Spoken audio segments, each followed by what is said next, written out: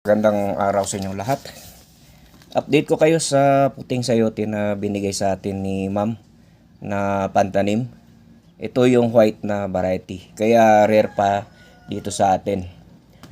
Okay, sa tatlo na naibigay, dalawa yung success.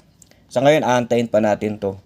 Kasi wala pang lumalabas kasi na dahon dito sa isa. Ngunit itong dalawa na to, ayan. Makikita na ayan, may mga bagong dahon na lumalabas. Kaya pwede ko na itong itanim sa lupa. Ayan. At yun nga sabi ni ma'am na nagbigay sa atin nito, baka hindi success kasi maliliit yung yung bunga. Yung sabi ko naman, basta importante ay yung